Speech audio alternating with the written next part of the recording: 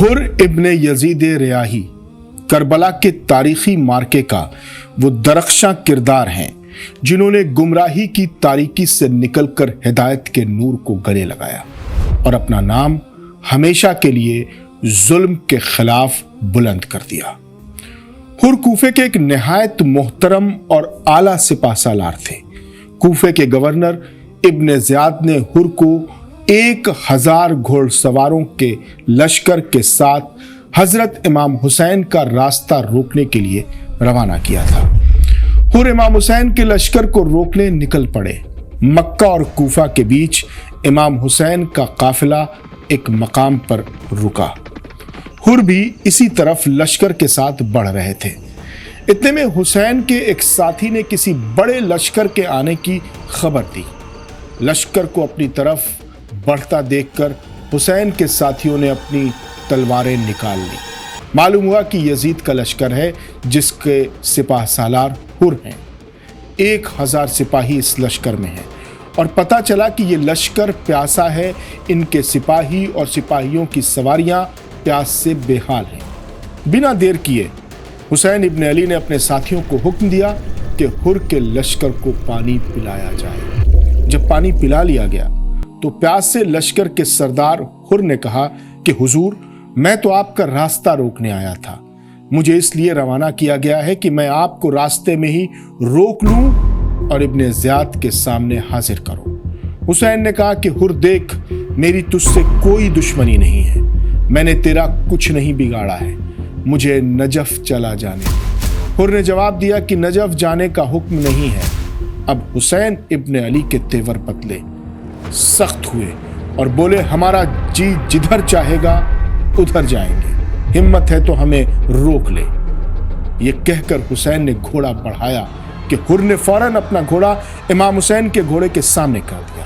یہ دیکھ کر حسین کے جوان جوش میں آ گئے۔ عباس نے تلوار نکال لی، علی اکبر بھی تیش میں آگے بڑھے۔ حسین سمجھ گئے کہ اگر نہیں روکا تو میرا مقصد پورا نہیں ہوگا۔ حسین نے کہا، ٹھہرو، جس وجہ سے ہم نے مدینہ چھوڑا ہم نہیں چاہتے کہ وہ یہاں ہو۔ حر سے بولے، مجھے راستہ دو۔ حر نے کہا، آپ کوفہ جا رہے تھے، چلیے ہم بھی آپ کے ساتھ ساتھ چلیں گے۔ حسین نے کہا کہ اب ہم کوفہ نہیں جائیں گے۔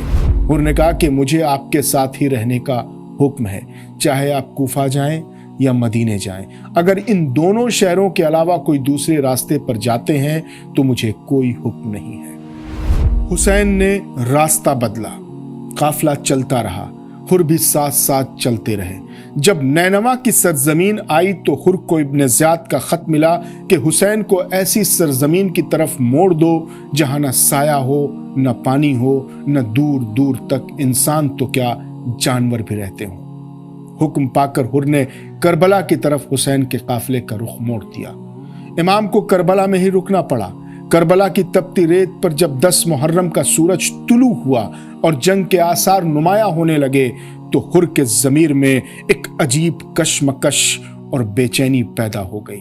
انہوں نے دیکھا کہ ایک طرف وہ مظلومیت ہے جس کے پاس حق کی طاقت اور خاندان رسالت کی عظمت ہے، اور دوسری طرف وہ ظالم لشکر ہے جو دنیاوی مال و دولت اور طاقت کے لیے خون بہانے پر آمادہ ہے۔ حر کا جسم کانپ رہا تھا۔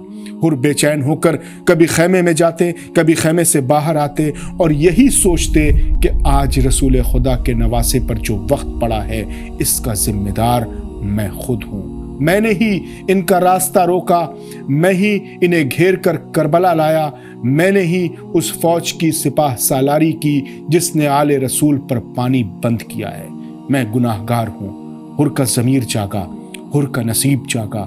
یزیدی فوج کے عہدوں کو ٹھوکر ماری اور امام حسین کا ساتھ دینے کا فیصلہ کیا۔ حر گھوڑے پر سوار ہوئے اور امام حسین کے خیمے کی طرف نکل پڑے۔ نہایت ندامت اور شرمندگی کے ساتھ امام کی بارگاہ میں حاضر ہو کر اپنا سر جھکا دیا۔ انہوں نے کانپتی آواز میں امام سے کہا کہ کیا مجھ جیسے گناہ گار کی توبہ قبول ہو سکتی ہے جس نے آپ کا راستہ روکا اور آپ کے بچوں کو اذیت دی۔ امام حسین جو سراپا رحمت اور کرم تھے، انہوں نے حر کو سینے سے لگا لیا اور فرمایا کہ اے حر، سر اٹھا، خدا نے تیری توبہ قبول کر لی ہے۔ हुर ने इमाम से इल्तिजा की कि चूंकि मैं वो पहला शख्स था जिसने आपका रास्ता रोका था, इसलिए मुझे इजाज़त दी जाए कि मैं वो पहला शहीद बनूं जो आपकी राह में अपनी जान निछावर करे। इमाम की इजाज़त मिलते ही हुर मैदान कारजार में उतरे और यजीदी फौज के सामने खड़े होकर एक पुरअसर तकरीर की, जिसमें उन्होंने जालिमों को उनके बुरे अंजाम से डराया और हक का साथ देने की दावत दी।